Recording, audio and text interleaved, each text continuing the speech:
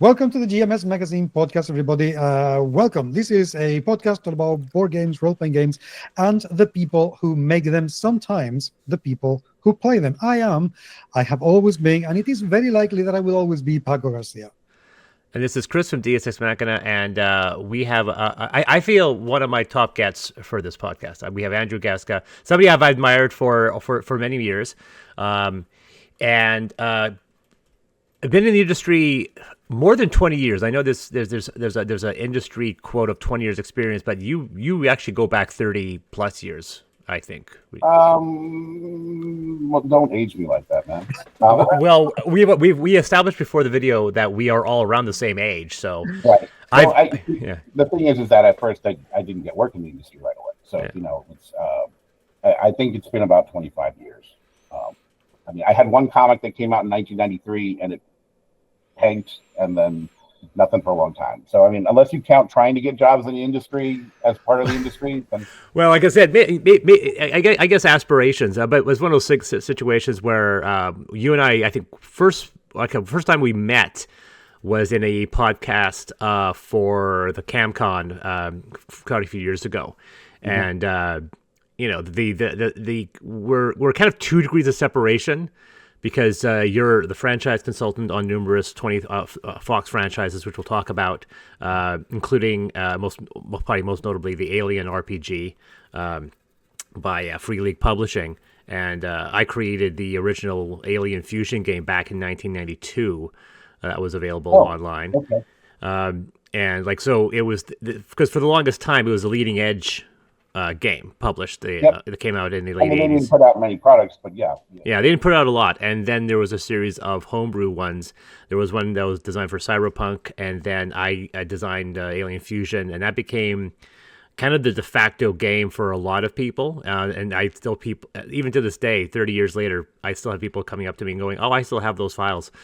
And at one point, I was approached to publish that officially, and I can't even remember which company it was. It's no longer it doesn't exist anymore. But it was a role playing game company saying that they were going to secure the rights. Turns out that was a lot harder than they perceived, and we never made any progress on that. But that's it. How does somebody become a franchise consultant? Because you were the franchise consultant for Alien, Predator, and Planet of the Apes. So you just opened a can of worms. That's well. I preface this when I talk at panels or any on interviews that don't try this at home, kids, because literally it doesn't. This is not how it works anymore. It was a different time. I walked into a comic shop, and I was working for Rockstar Games at the time. I was doing Photoshop work. I did that for 17 years on GTA 3 up through Red Dead 2. I was going to bring that up later, going like, that's a weird flex effect. Oh, yeah, by the way, I also worked on Red Dead Redemption and Grand Theft Auto.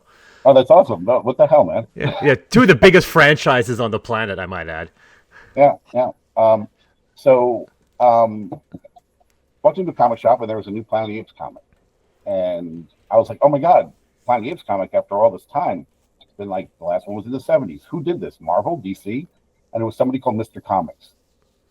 And I mean, are we allowed to curse on this or no? Oh yeah.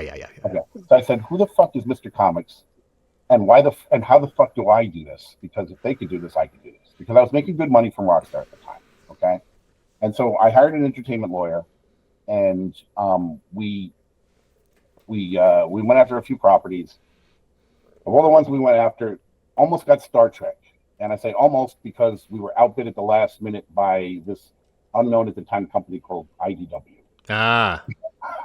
So, unfortunately, we were outbid when the licensing agent that I had been working with was on vacation, and so her boss just approved it because it was much higher minimum guarantee than what she would have given me a chance to match it.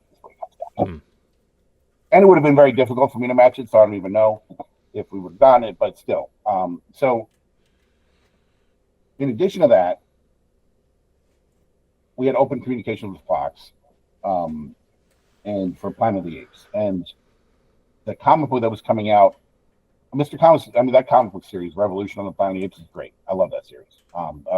So not saying anything about, you know, the awesomeness of it, but they were a small company, and they could not, maybe because they couldn't get the sales or whatever, but they could not. They were supposed to put out a trade paperback that was supposed to go to bookstores, okay, after it was done, and they didn't or couldn't or something. I don't know.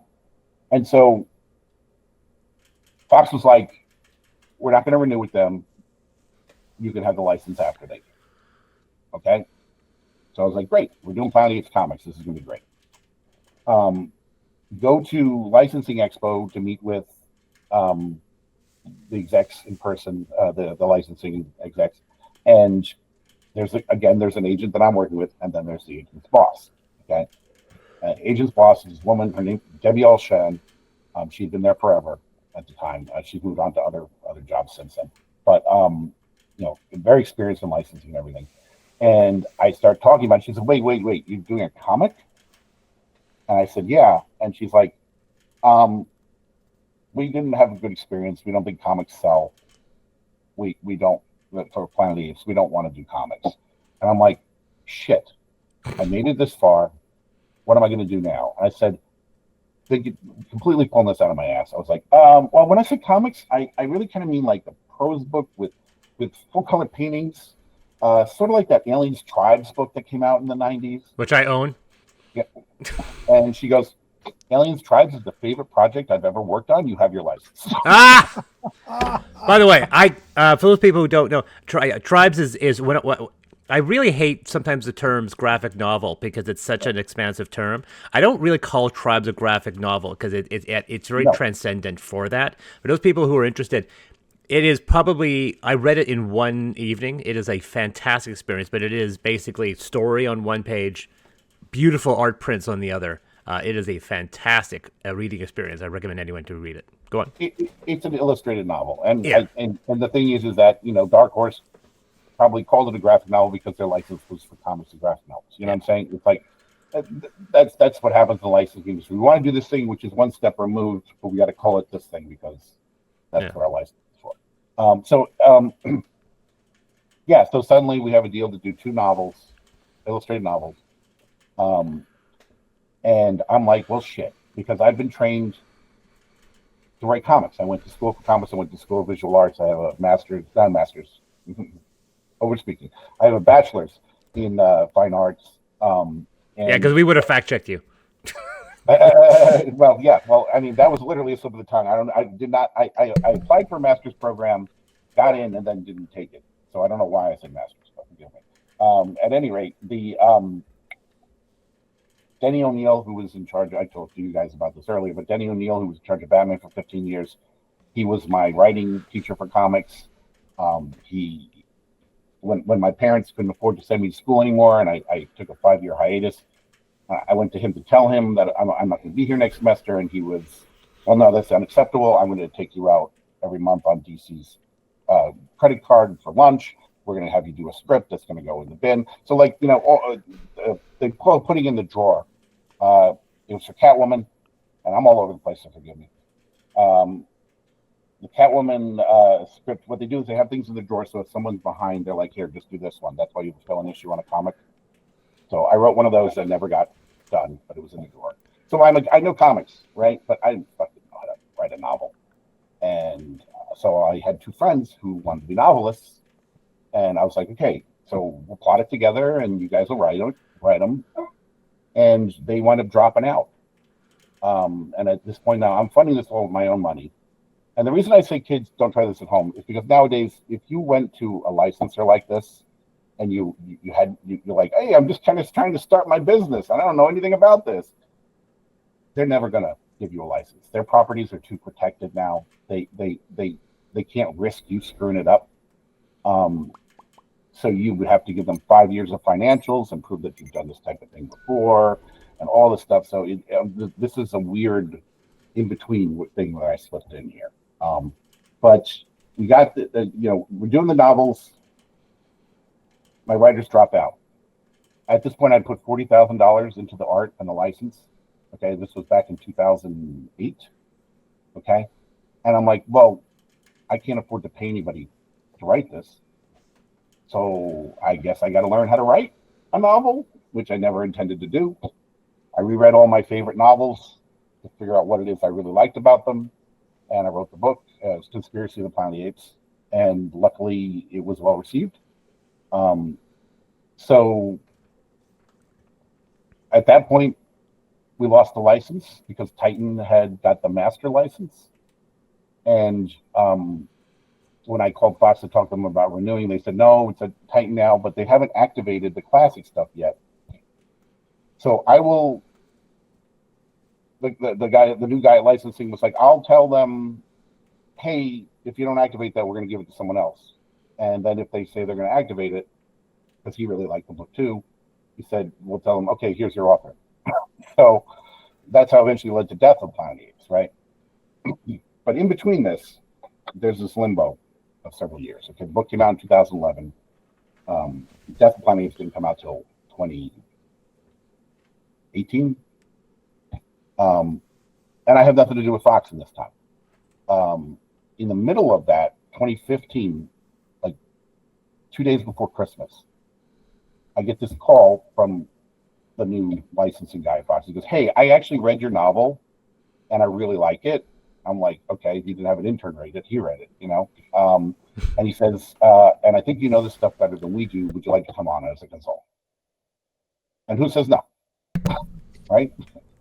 So that's if I hadn't done that book and he hadn't read it, I never would have gotten the consulting thing, never would have gotten on Alien later, none of this other stuff. So it's like the risk I took to get that book and the money I put out for it, even though I never saw a dime back, made it all worth it.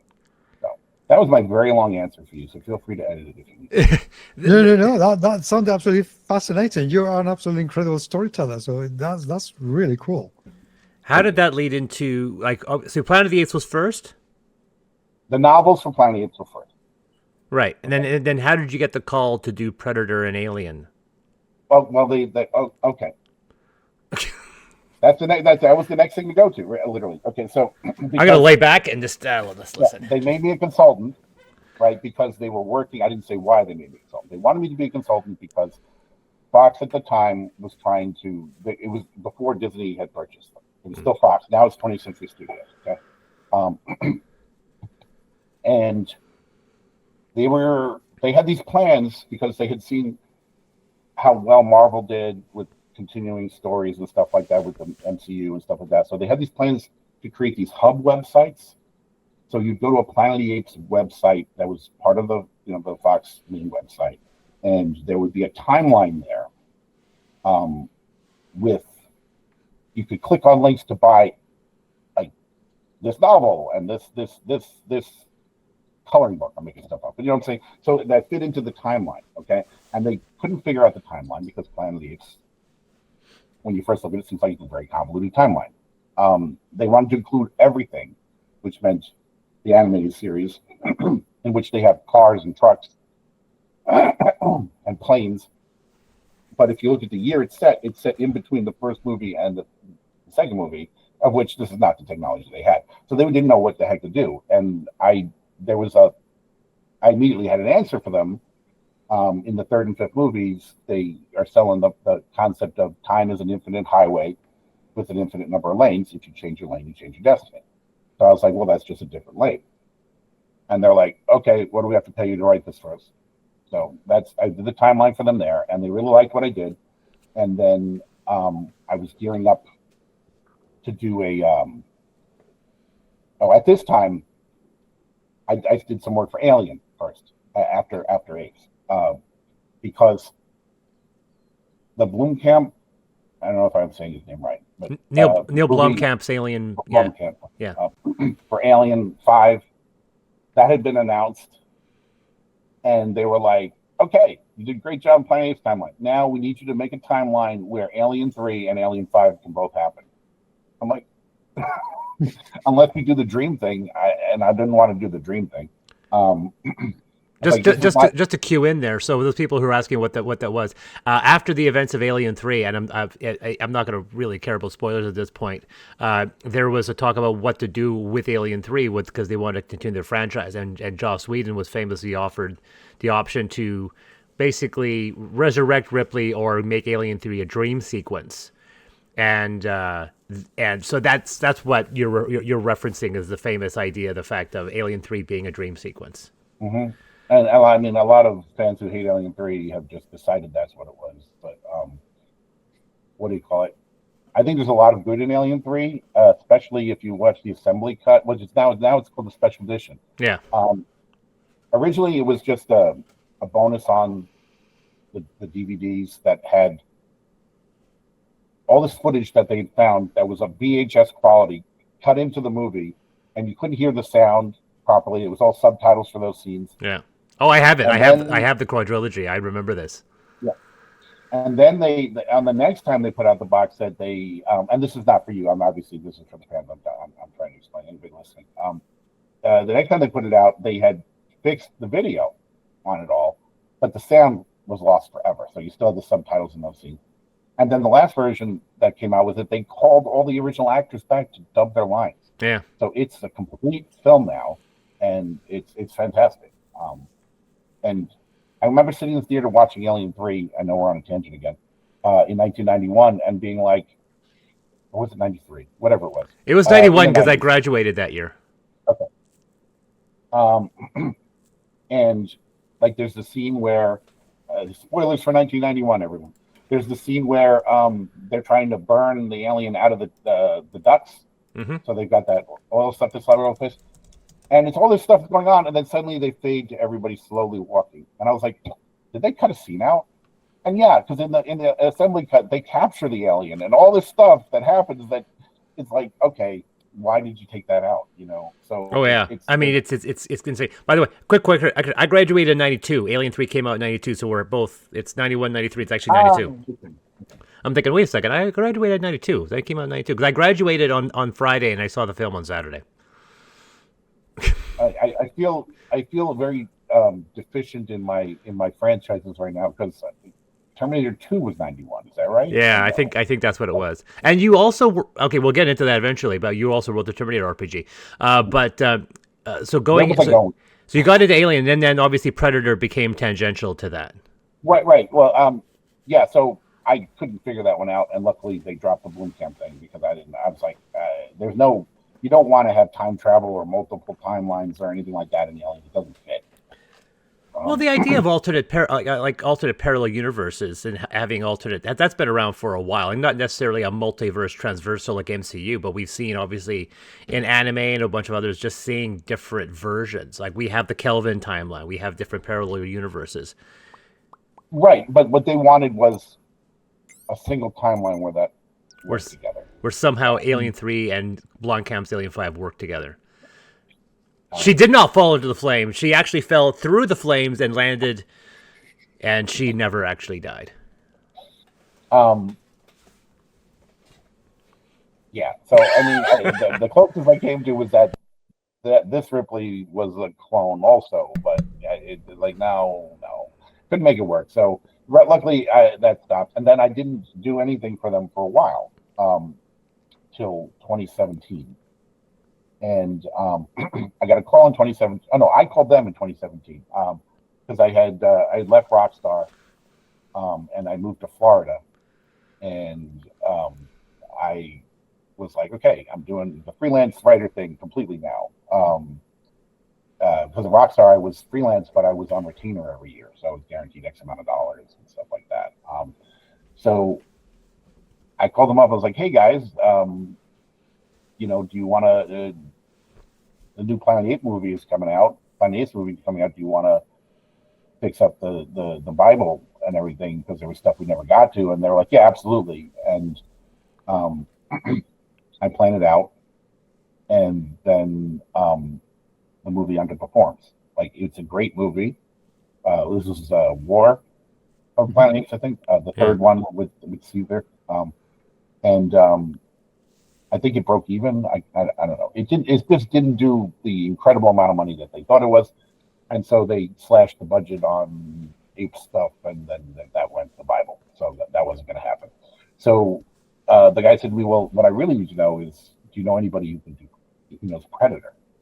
And now I've always liked Predator, and I've had random comic books and whatnot over the years, but Predator was never my thing, like Alien and Planet of the Apes, Star Wars, So, and I'm like, well, yeah, I know Predator. I'm an expert on Predator. Because I knew this. I knew I will become the expert.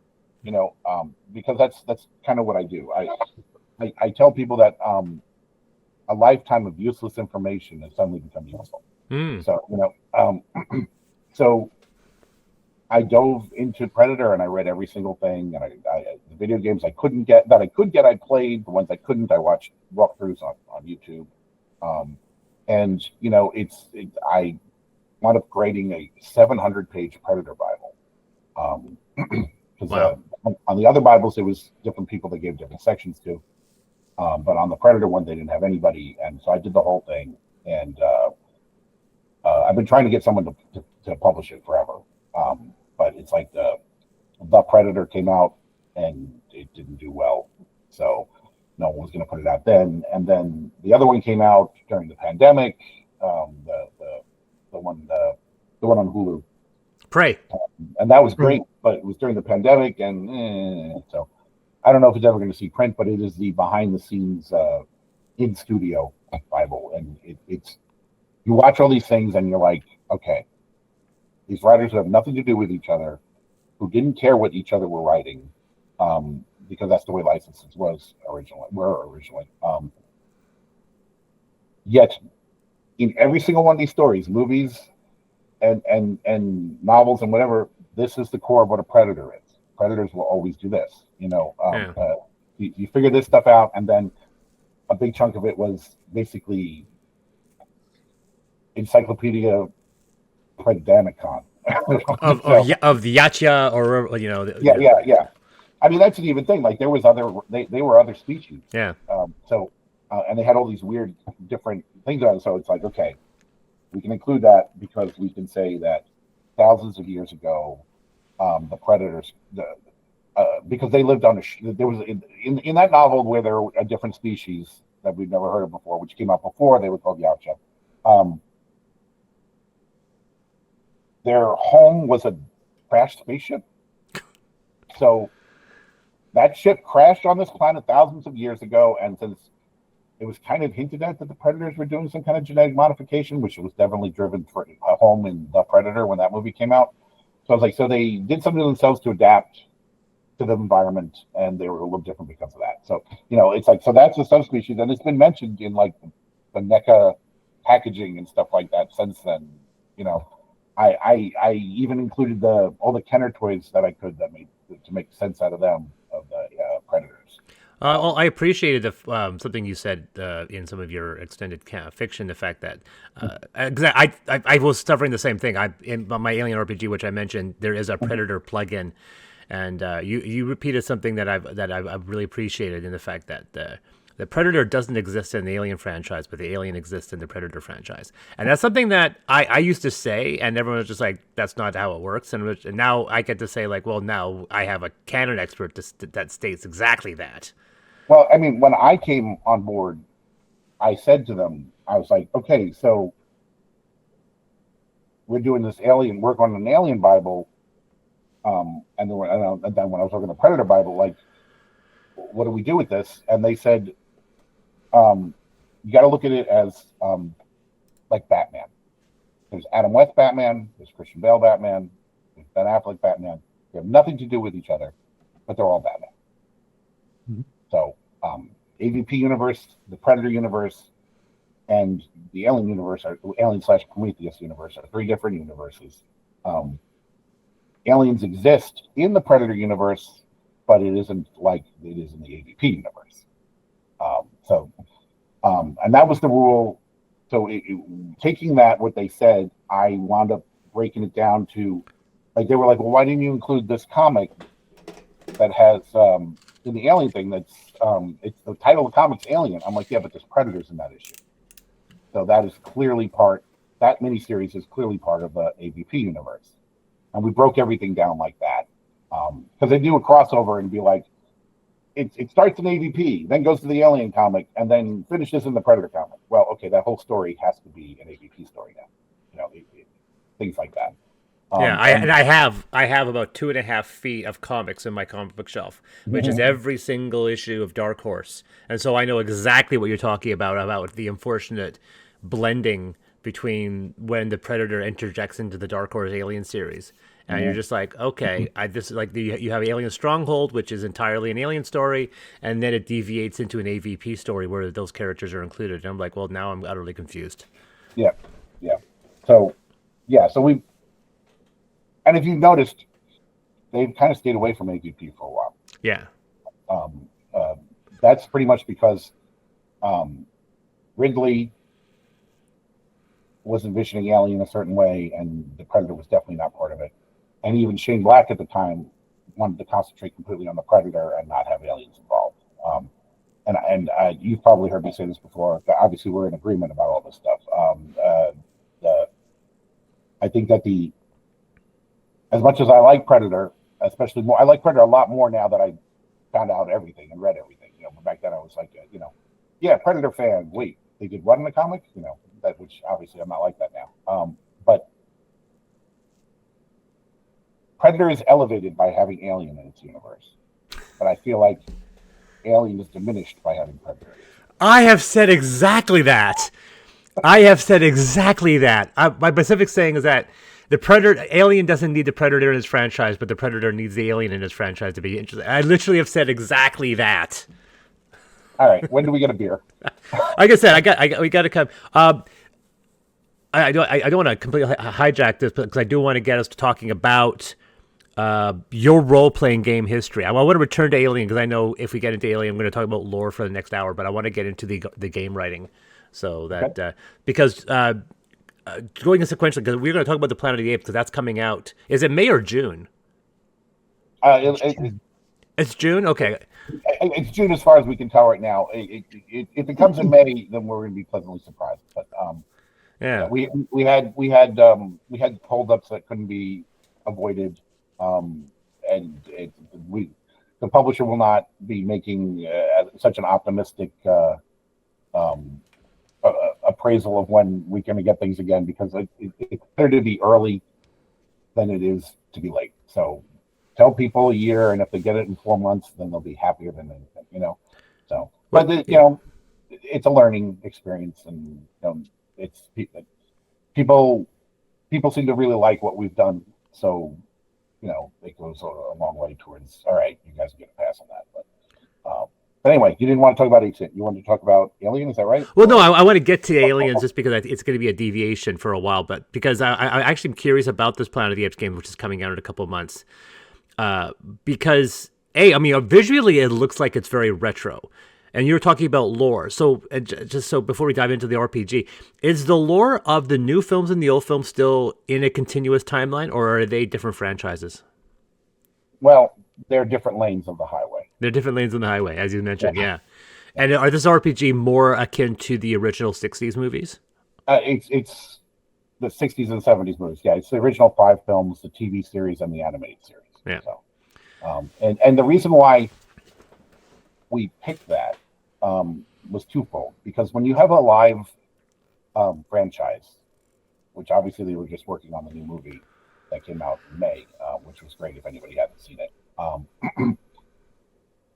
There's so much with the studio where they're changing things at the last minute, and you can get hung up on that, where they're like, oh, no, wait, no, we can't do that.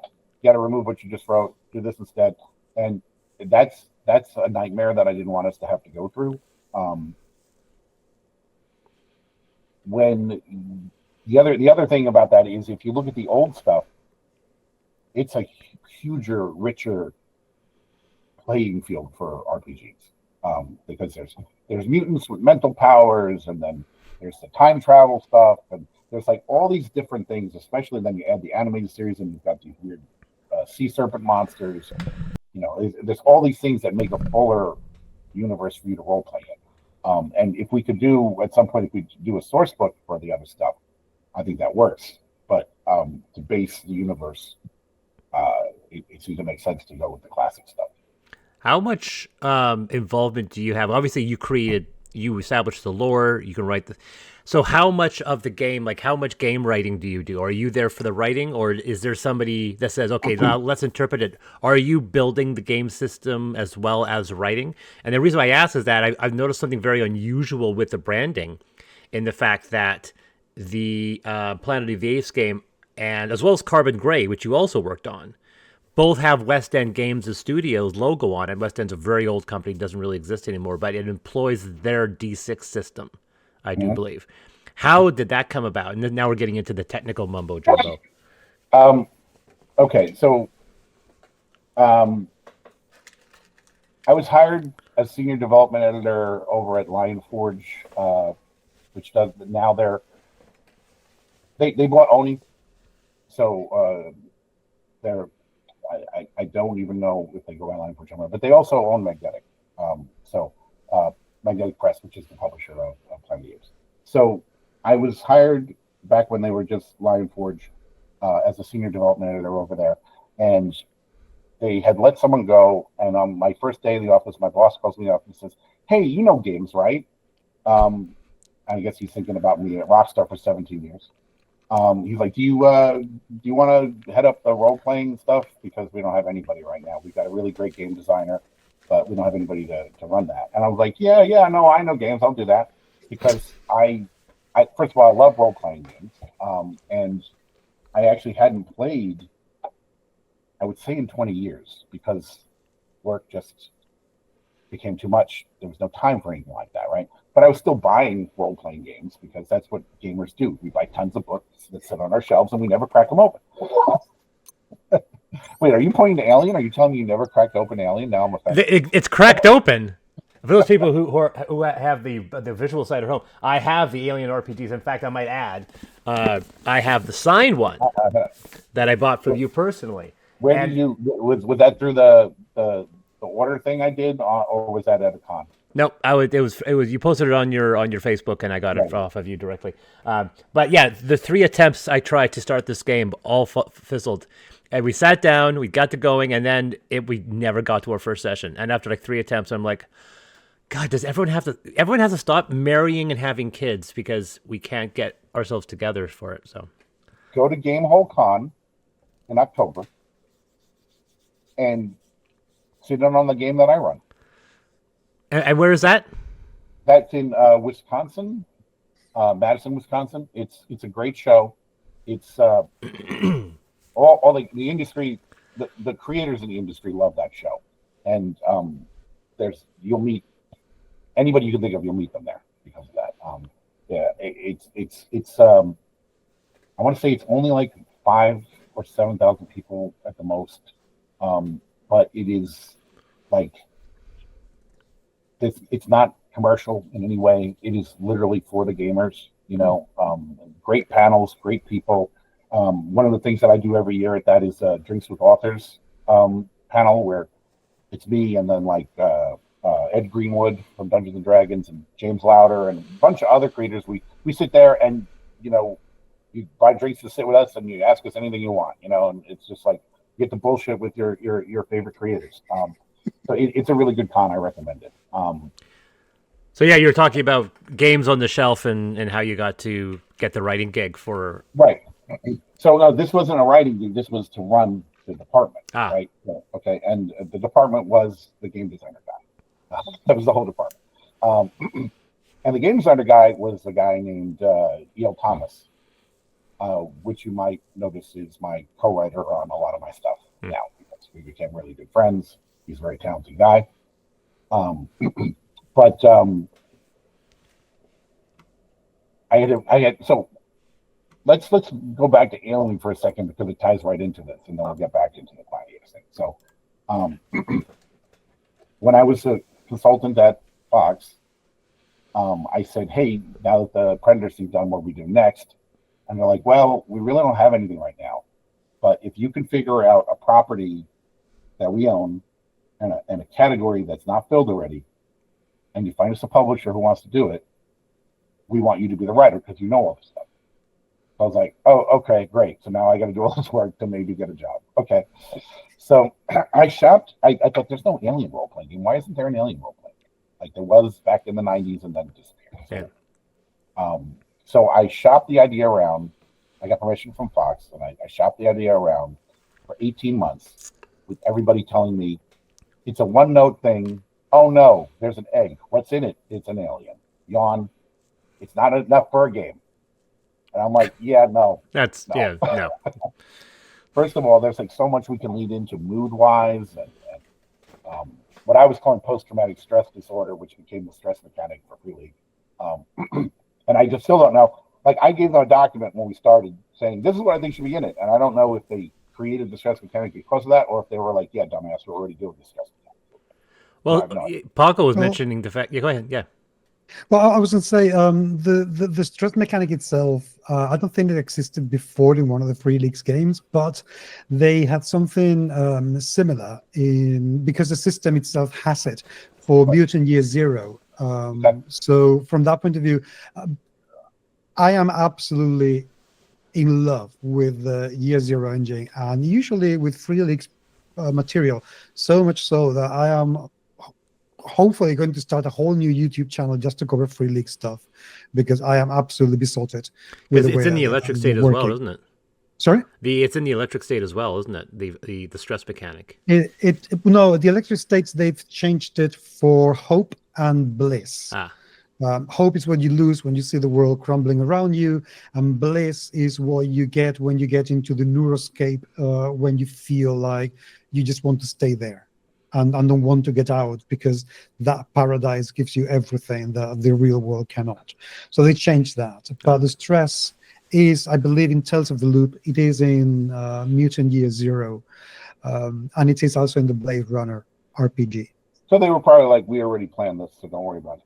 So I had no idea because I had nothing to do with the rules part of it.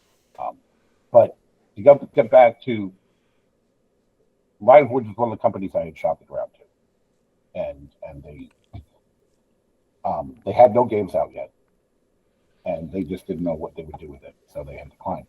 And then, ironically, I wound up becoming senior development editor over there, and my boss calls me in and says, so you got Alien for them, what can you get for us? And I'm like, he turned down Alien. But I didn't say that.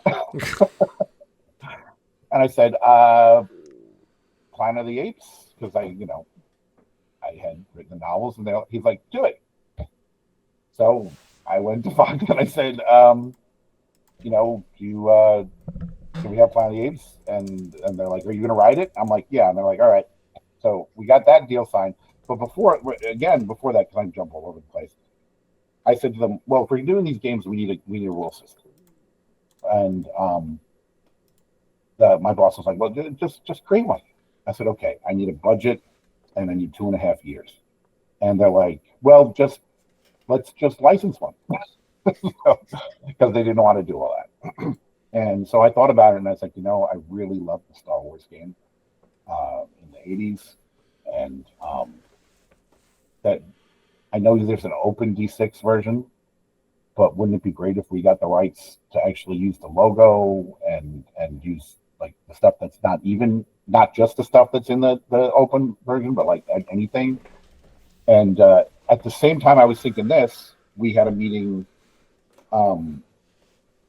with I can't tell you the name, other licensors that had done something with the West End game system as well.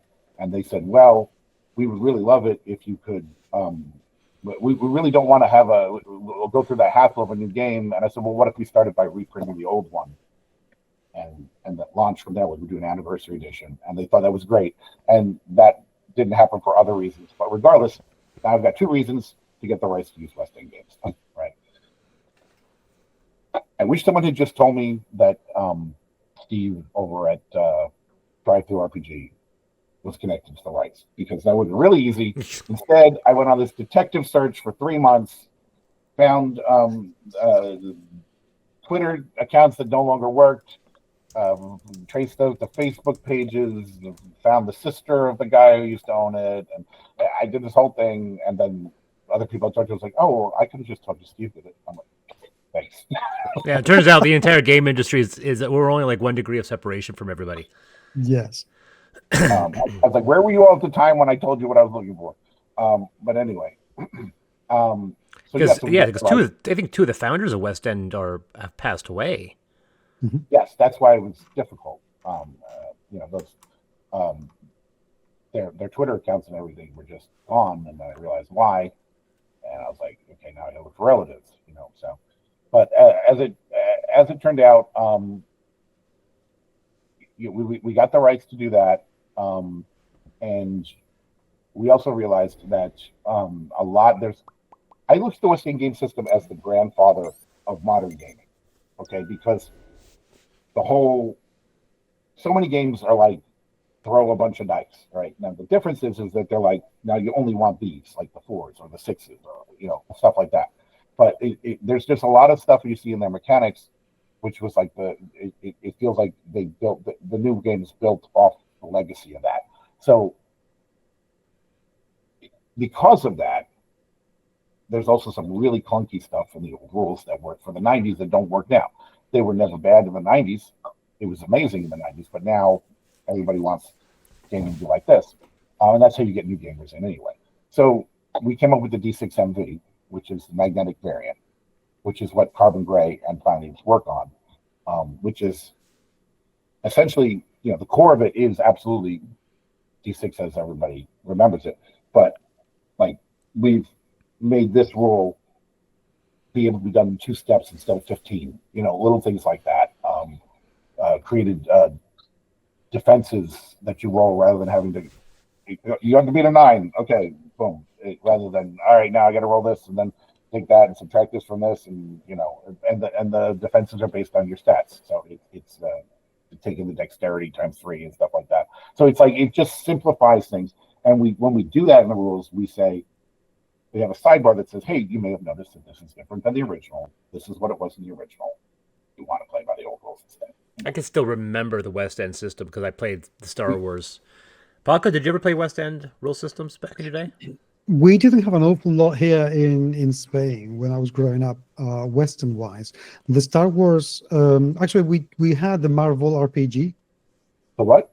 Marvel Superhero RPG. I think that was published by Western Games. The first Marvel RPG. No, the first Marvel RPG was TSR in the 80s. Yeah. So in that case, at some point, I don't know. Now I can't remember. I think there was a superhero one, but we didn't get to play an awful lot. The Star Wars was kind of. You might be thinking of DC Universe. They did a DC one in 1999 under Humanoids Incorporated.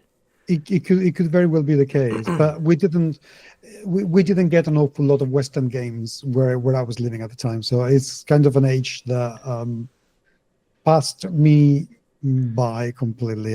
My life will never be complete. I know. I stated in the 90s to nobody because there was no social media, but the 2 greatest game systems that came out of the 90s was West End's D6 system and R. Talzorian's Interlock system. Those are my 2 all-time favorite rule systems. In fact, that was the reason why when I did my Alien Fusion game, I self-plugged for the 3rd time in this podcast for a dead system, is that I used Fusion, and Fusion is a variation of the Interlock system that was co-created by R. Talzorian and Hero Games, and they created Fusion, which is a variation. And Cyberpunk 2020 and later Cyberpunk games came out. The Mechton game did not use the Fusion thing also? So yeah, Interlock, Mechton 2 and the first Cyberpunk game used Interlock. And then when they went to Mechton Zeta, they created a variation. And then Cyberpunk 2020 went off. So they're kind of deviations of the same core Interlock. When they got later on, when they combined with Hero, they came out with the Fusion and all the variation. The I was gonna say their Bubblegum Crisis RPG, their Vodums RPG, all the other variations. They all used the Fusion system, and the Fusion and the Interlock are basically brothers. They're very similar. And that was the reason why I got approached, because there was a license-free version of Fusion that another publisher was using, and that's why he approached me to publish the Alien RPG, because it was going to be an easy port to convert the Fusion to this other system called Oh God, I'm forgetting the name of it. But that's how that was going to get published. So that's why I loved Interlock so much. But anyway, going back to you about why you decided West End and then the variation. You know. Um, I think that actually I think that answered your question. Yes. I think I'm finally ready to shut up. So No. Going into that, so you decided to use the D6 system and for the Planet of the Apes games. So how much of the rules in do like so or like so unlike you said in the Alien game you did the lore but you didn't do the game writing. okay, Is yeah. that So true? What you just said? yes, absolutely. Yeah, no, I didn't. I mean, once in the core book, I wrote absolutely nothing to do with rules. So I wrote the gun description, but I had no idea what it shot or how if it's dice or if it's a number. I didn't know anything. Okay? You wrote the script, but you didn't make the movie. Yeah, because they were writing that stuff at the same time that I was writing my stuff. Okay, and then when and the same thing for Chariot, because Chariot was originally supposed to be the adventure that was included in the core book, but the core book was supposed to be 200 pages, and I wrote a 400-page book. And if you included Chariot, it would have been almost 500 pages. So luckily, Free League was like, God damn it. All right, this is good. We'll pay you for it. Because if it had not, I would have written all that extra stuff for nothing. I mean, I was ready to say, well, why don't we take part of it and make it another source book? But they just made Chariot a separate adventure. But after that, starting with Destroyer Worlds, I began to understand the system better. I overpowered everything in that book, and like the Thomas just like sighed and knocked the stats down. But after that, I think I got a good handle on it. So, but I didn't, like I said, didn't create any of those rules. Just figured out stats and all stuff like that. For Carbon Gray and Planet of the Apes, my co-writer E.L. Thomas, the guy who I had met as the designer, who was already for Line Forge as well. He does most of those rules. Okay, now I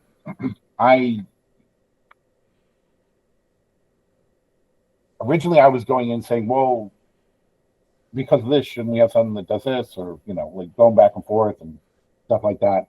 And then now at this point, I'm like, hey, I realized we had a hole here, and it was over the weekend. I didn't want to bother you. I wrote this. What do you think? And he's like, yep, works, because I know the system enough now. Like, not the original system, but the system we've created out of the system. You know what I'm saying? Like, I knew the original growing up because I used to play it all the time. So the answer is, it's not my focus. But I contribute to that. My job on Planet of the Apes and Carbon Gray is lead writer and creative director.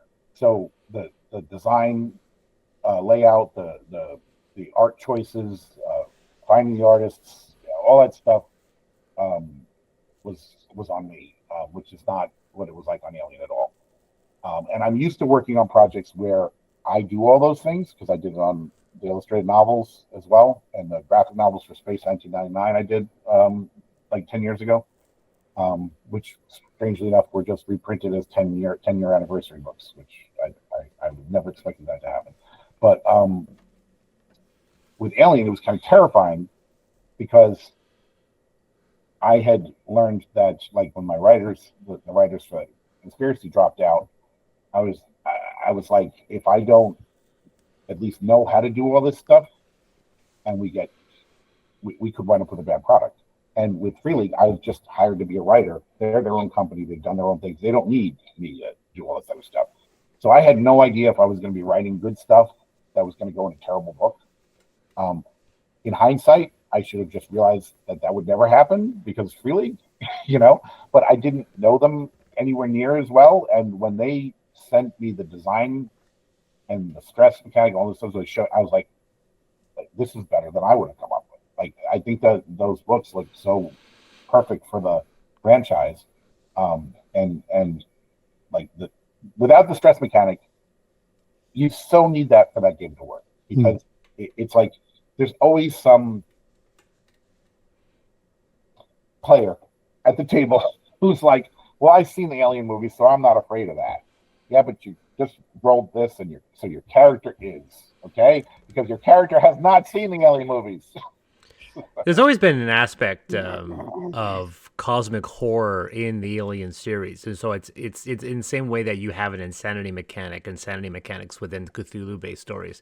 It makes perfect sense to kind of incorporate a thematically similar idea into an Alien story. Yeah, no, and Freely just did an amazing job with all that, and the art. I was like, wow, this is so moody and perfect.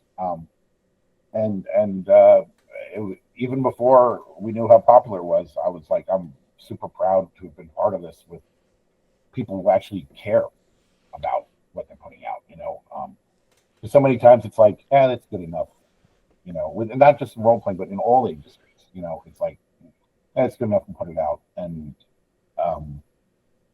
that's not what happened here. It was just like a work of art on everybody's. Yeah, going back to the Planet of the Apes game, you play it, and the players play as apes, do they not? Yes. Well, you can play as apes, each of the 3 ape types. For people who don't know, gorilla, chimpanzee, and orangutan. You can play as a tribal human, which is the humans in the movies that can't speak. You can play as an astronaut, and you can also play as a mutant. So there's rules for playing all those different things. And one of the things that people don't people again, people are always like, oh, that would never work as a role playing game because X, Y, Z, right? So one of the things that people say, well, all the gorillas do this. They're all soldiers, right, or service positions, and all the chimpanzees are scientists, and all the orangutans are administrators. So it's like it's this closed system. But if you watch the first movie, they say that the quota system has been abolished. Okay, and like the chimpanzee doctor who's talking to Zira says the quota system has been abolished. You've made it. Why can't I? Okay, so we're in a world where you're not stuck in those jobs anymore. So you could play a chimpanzee who wants to be a soldier. Okay, you could do the different things. You could be a gorilla surgeon if you want. So we kept it not just we kept the being a gorilla, and now I pick my archetype from what my job is. Now if you're gonna stay outside the lines, just like in the real world, if people are not used to chimpanzee being in the military, they're gonna be like, that guy's a loser. What's he doing here? And it adds for more role playing stuff and challenges to prove yourself. But you can do anything with this, So it's an open world. We have obviously there's weirdness in the Forbidden Zone. We have in the box set the adventure box that we created. There's a section in the back called Beyond the Forbidden Zone, where there are tables for building all the stuff that could be out there, which is totally up to you and your table, and because the franchise at its core is, Ape City, the ape-controlled territories, and the Forbidden Zone. But if you want to go past there, you actually can. So you can do this whole exploration thing of the world. You can do tribal humans. Tribal humans are we recommend they're for advanced players only, because if you're at the table with a bunch of gorillas, and let's pretend you're friends, like Nova was friends with Cornelius and Zira, when she was human, they were chimpanzees. You can't talk. So you have to communicate without talking at the table if you play a tribal human. Okay? So you cannot, unless you're at the table with this other tribal human players, then you guys can talk, because you guys, just for facial expressions, you understand what you guys are doing. But if you're the only one, no, you cannot do that. Now, we have an ability you can pick up called gestural language, which is, sign language, but has to be taught to you either by an astronaut or an ape. Okay, so there's also something to keep track of where you could learn to speak, because Nova speaks before the end of the second movie for the first time. So it's we've built all this stuff in. There's so many different directions you can take it. It's a very live world, just like Alien was a live world, because of all the comics and the novels and everything that we've worked in stuff from. So Yeah, and the reaction is so for the backers who have got the first version of the core book as a PDF. They've been. I'm so happy about all the positive responses. Is all I can say. It's like they're like, and this was this was before it went to print. Obviously, it went to print after we got feedback from them. But they're like, hey, so you left page XX on this page instead of saying go to page 32. But oh my God, this is amazing! Like it was never you idiots left this out. I can't believe you did this. Like all the negative, toxic stuff that you see, we didn't get any of that on this book. So I'm very happy about that. Well, absolutely. I mean, for me, you raised quite a bit. Quick question on and this is going to be probably a stupid question. When it comes to IP and so forth, we've had other people. We've had Modifius on here, and they also use a lot of play with a lot of franchises, and there were. You brought up IDW just recently, early at the beginning of this, and it's interesting because IDW Games published the Planet of the Apes board game, and I always thought it's interesting. Like, so if do they still own the rights to the board game, and you own the rights to the RPG? I always thought that those two would be basically part of the same kind of umbrella, would they not? Or have they lost that?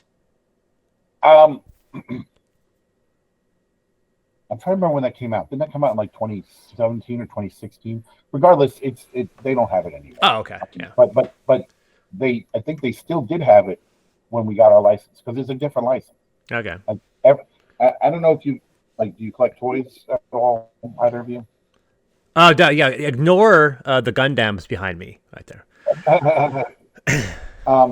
So used to be you have the Godzilla action figure license, right? And I didn't realize how crazy it's gotten until I went to San Diego Comic-Con last year, the year before. And okay, now it's instead of you have the Godzilla action figure license, this guy's got the 3 3/4 action figure license for Godzilla. This guy has got the 3 3/4 but retro version, so it can only have 5 points of articulation. This guy's got the 8-inch one. This guy's got the 7-inch one, and then this guy's got the 8-inch one that has realistic skin, which is a different license.